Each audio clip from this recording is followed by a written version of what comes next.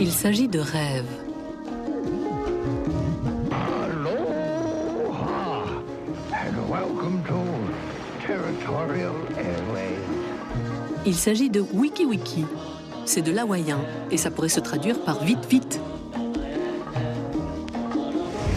Ces quelques lettres semblent annoncer la réalisation d'un rêve longtemps caressé par les internautes, non sans raison. Wikipedia DE, the biggest encyclopedia on the World Wide Web. Ce merveilleux site du savoir accueille environ 50 millions de visiteurs par jour. Wikipédia compte parmi les sources d'informations les plus importantes du monde. En ligne depuis 6 ans seulement, c'est déjà aujourd'hui une œuvre monumentale, avec environ 1 500 000 articles dans plus de 100 langues. Le rêve de Wikipédia, c'est le libre accès à l'ensemble des connaissances humaines. Les connaissances accessibles à tout un chacun. C'est un vieux rêve de l'humanité. Une bibliothèque universelle comme celle que Georges-Louis Borges décrit dans sa bibliothèque de Babel. L'univers tout entier dans une collection d'ouvrages, un réservoir de savoir infini. Wikipédia pourrait être ce réservoir. C'est en tout cas l'idée fixe de Jimmy Wales. Wales évoque l'éternel voyageur de la bibliothèque de Borges. Il tient du gourou. Il entretient des relations personnelles avec sa communauté d'internautes, ceux qui rédigent cette encyclopédie gratuite sur Internet, Wikipédia. Mais ce n'est pas tout.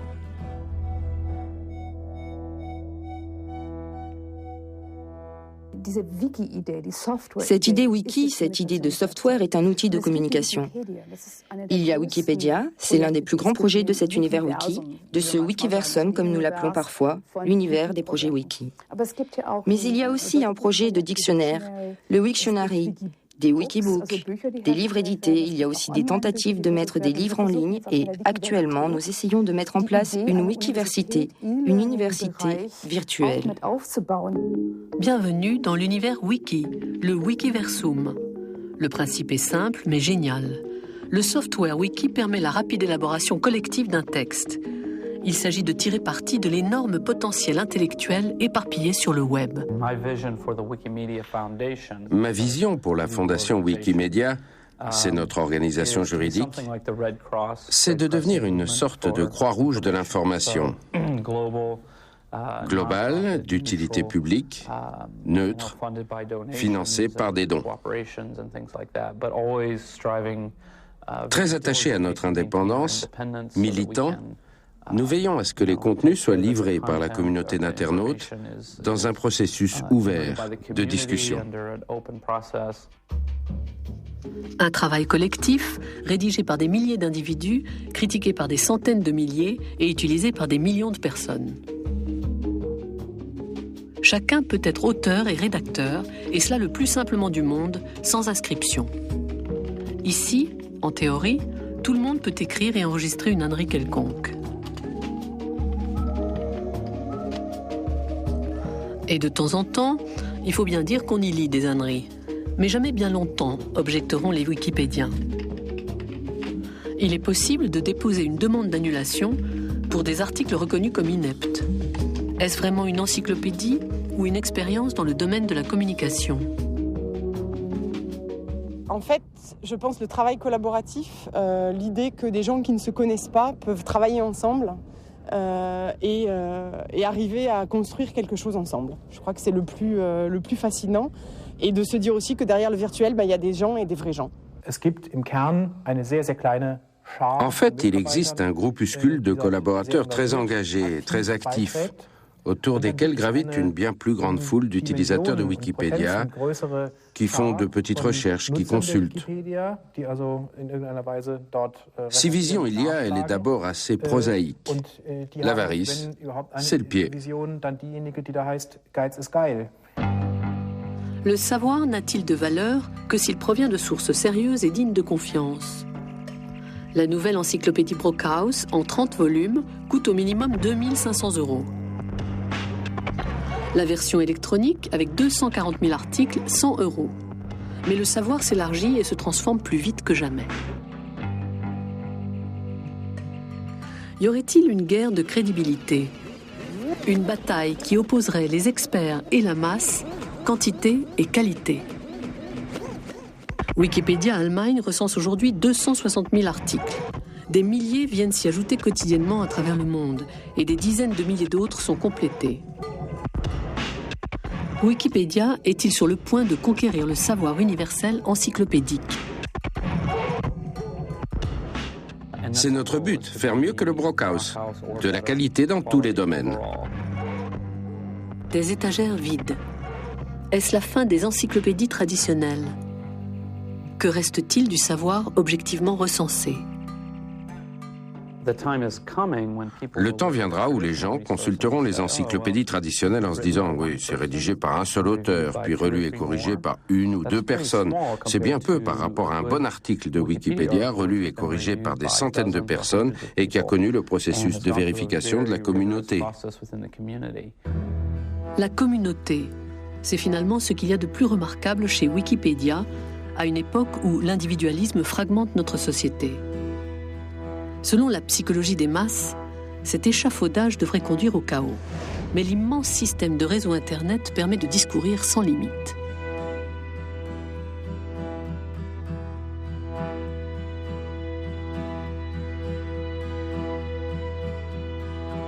Un gigantesque réseau neuronal aux synapses immuablement sous tension. Parallèlement, la mise en réseau de notre culture s'intensifie de façon de plus en plus synchrone. Avec l'accélération des flux d'informations et de communication, le savoir lui-même se complexifie. Et Internet fait fonction de décharge du savoir universel. Autrefois, l'homme était maître de son savoir.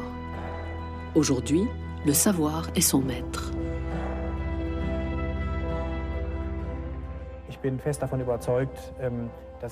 Je suis intimement persuadé que l'utilisation du réseau Internet, et c'est un processus normal, va s'ajuster, se préciser, se réguler. Les gens vont faire leurs expériences et apprendre à distinguer leurs sources d'informations, à identifier les sites Internet s'il s'agit d'une source sûre, d'un site avec une norme rédactionnelle, un nom qui garantisse une certaine qualité et une certaine consistance, ou s'il s'agit d'un site quelconque avec des informations qui peuvent être tout aussi bien vraies que fausses. Cela vaut également pour l'utilisation de Wikipédia. Il n'y a pas de concurrence avec les encyclopédies traditionnelles, mais le parti pris est différent. La qualité chez Wikipédia s'instaure d'elle-même au cours d'un processus de sélection. Et les Wikipédiens eux-mêmes sont conscients que tout le savoir du monde n'est pas sur Internet. C'est un fragment, tout au plus. Wikipédia est pluraliste, dialectique, responsable et toujours en mouvement. C'est une sorte de révolution. Pas forcément celle que nous avions imaginée d'ailleurs. En outre, ce n'est pas le but de Wikipédia. Pourtant, un déclic pourrait se faire. On va s'interroger sur la notion même de savoir. Qu'est-ce que le savoir? Qu'est-ce que la vérité? Comment utiliser un texte? Que signifient toutes ces choses? Qu'est-ce qu'une encyclopédie? Un réservoir contenant tout le savoir du monde, accessible au reste du monde. C'est le grand projet des encyclopédistes du siècle des Lumières en France. Le rêve d'une société cultivée, composée de citoyens émancipés. Les idéaux qui aiguillonnaient Diderot au XVIIIe siècle. Internet apparaît aujourd'hui comme un réservoir de savoir universel qui promet un rapide accès à une information exhaustive. Un mythe du pouvoir et du savoir des élites. Partager le savoir, c'est partager le pouvoir.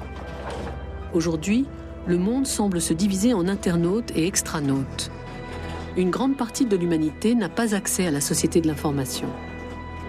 Wikipédia semble faire renaître l'utopie des balbutiements d'Internet, le savoir accessible à tous. Des milliers de volontaires